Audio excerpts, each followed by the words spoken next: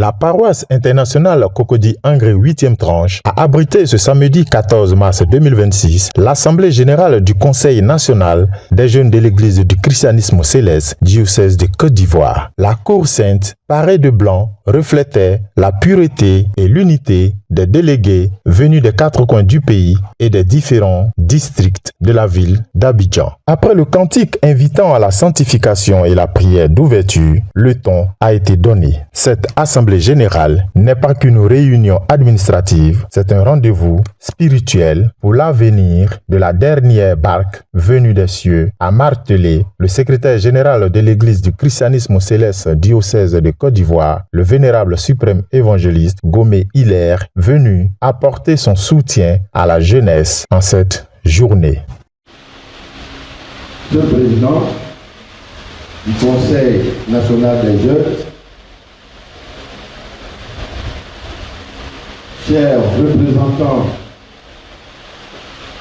nationaux et régionaux du Conseil national des jeunes, avant vous, chers membres du bureau du Conseil national des jeunes, ce matin, ma joie est grande de me trouver parmi vous. On m'a expliqué que ce n'était pas une affaire de meeting des jeunes, mais c'est une affaire de rencontre des responsables des jeunes. Donc vous qui êtes là, vous représentez des entités et vous êtes venus convoqués par votre président à l'Assemblée générale ordinaire du Conseil national des jeunes. Alors je voudrais dire que c'est cette nuit que le chef de diocèse, président du CDF, l'assistant mort supérieur évangéliste Aka Kwame Justin, qui est en mission pour le compte du CST à Paris, m'a appelé et m'a demandé de le représenter à l'ouverture de cette Assemblée générale du Conseil national des jeunes. Ça veut dire quoi? Ça veut dire que pour lui, la jeunesse a un prix. Et de loin, il suit les préparatifs de cette Assemblée générale et il veut que tous ceux qui sont là et ceux qui nous suivent sachent que le Conseil national des jeunes est un pilier important de l'Église du christianisme céleste diocèse de Côte d'Ivoire. Oui, vous êtes un pion essentiel parce que quand tu nais, tu vis, tu grandis, si tu ne peux pas laisser une postérité, tu as un destin de feuille morte. Or, notre Dieu est un Dieu de génération. Je voulais vous dire ce matin, au nom du chef, que vous êtes et le présent et l'avenir de notre Église.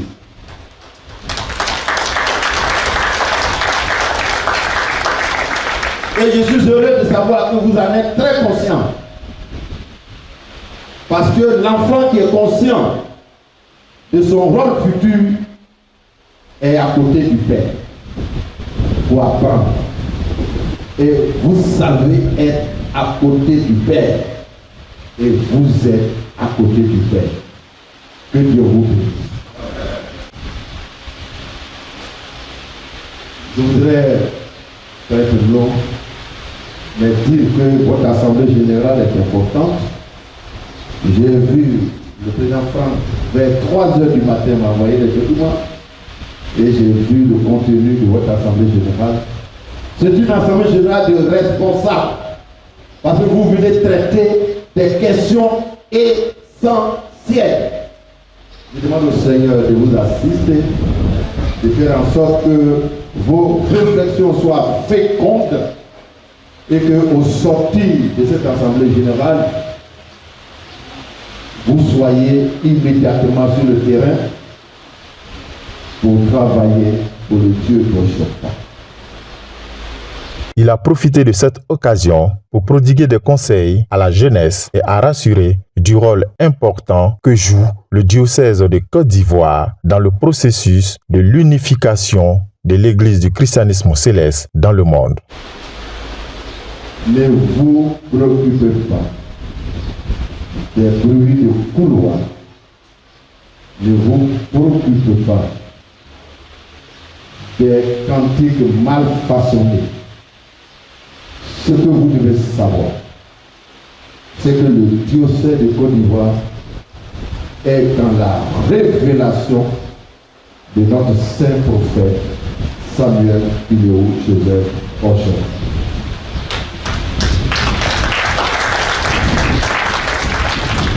Il a dit, son église est basée sur un trépied, c'est-à-dire 3 pieds. Et chaque pied aura sa bénédiction.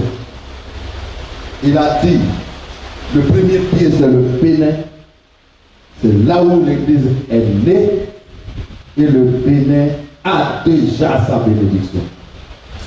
Il a dit, le deuxième pied c'est le Nigeria, là où l'église va connaître son expansion, parce qu'ils sont nombreux et ils sont partout, et le Nigeria a déjà sa bénédiction. Celui qui a dit les 2 choses a dit la 3e chose. Il dit, quand l'église sera grande, quand elle sera développée, quand les paroisses seront nombreuses, quand les intelligences seront nombreuses, il va voir quelques batailles de leadership et puis les hommes vont s'installer après moi. Le 3e pied qui est la Côte d'Ivoire a pour mission d'unir l'église, d'unifier l'église mondiale et de l'organiser.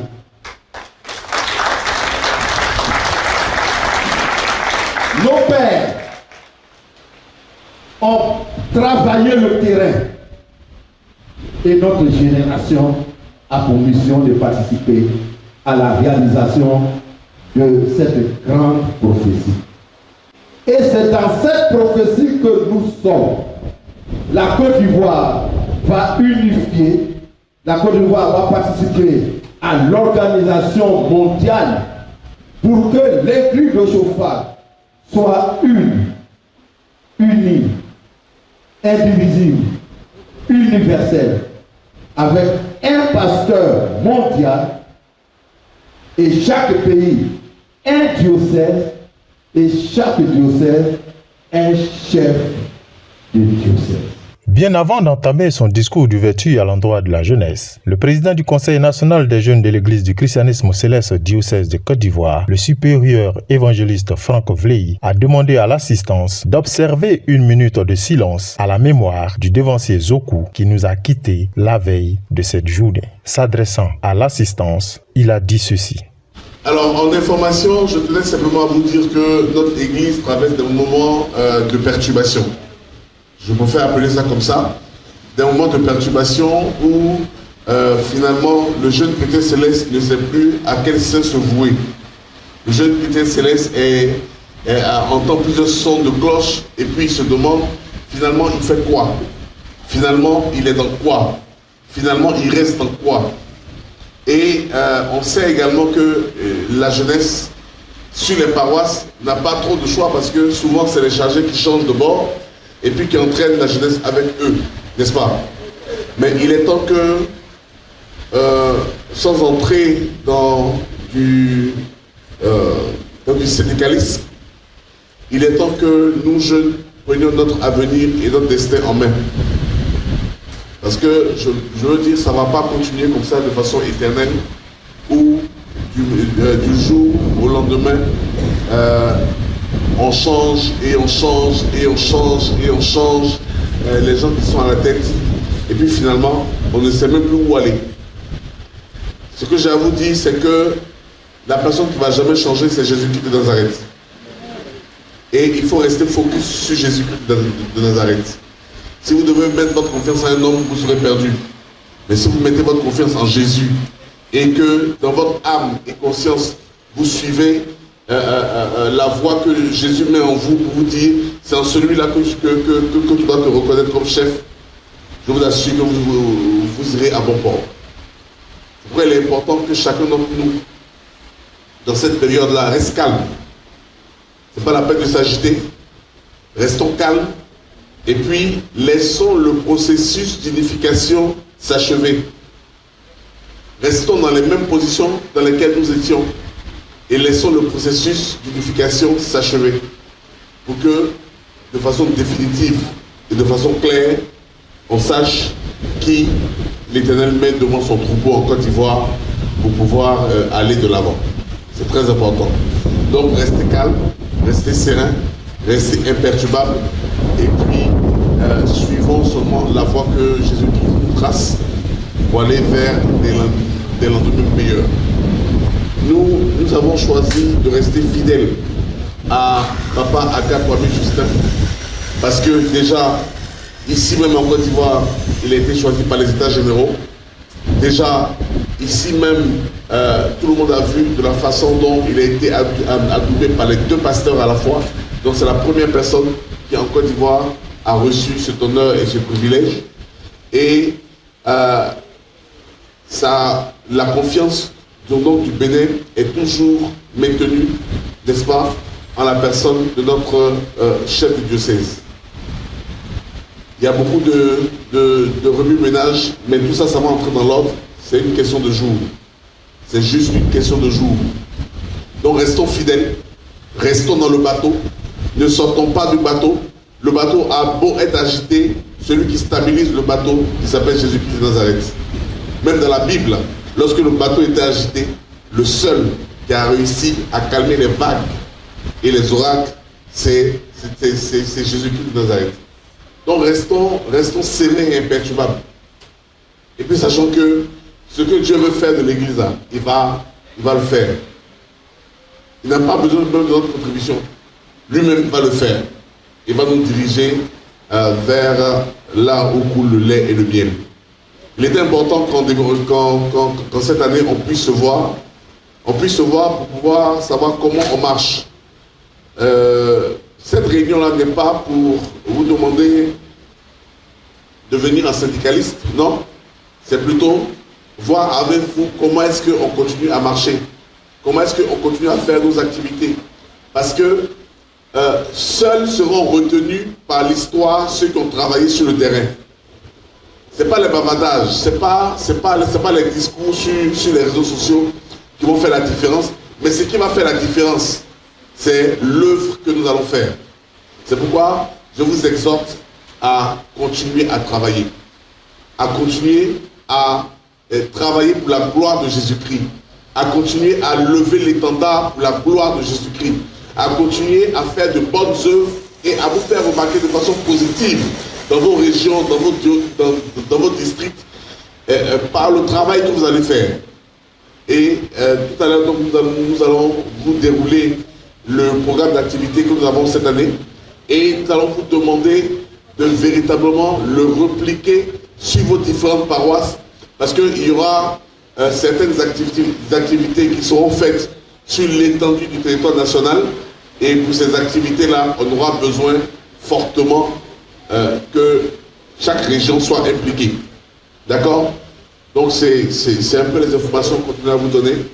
Que Dieu nous assiste, que Dieu nous fortifie et que Dieu nous aide à mener le bateau à bon port. Que Dieu vous bénisse. Plusieurs points étaient à l'ordre du jour, notamment le rappel des activités et les objectifs assignés, le bilan des activités de l'année 2025, le bilan financier de l'année 2025 et les perspectives pour l'année 2026. Et ce, sous le regard bienveillant des représentants des différentes structures du diocèse de Côte d'Ivoire venus apporter leur soutien à cette rencontre. L'un des moments forts a été le forum d'échange où les délégués paroissiaux ont pris la parole, leurs préoccupations étaient concrètes, leurs discussions ont convergé la nécessité de créer une base de données, de compétences au sein de la jeunesse et de renforcer l'entrepreneuriat chrétien pour lutter contre l'oisiveté.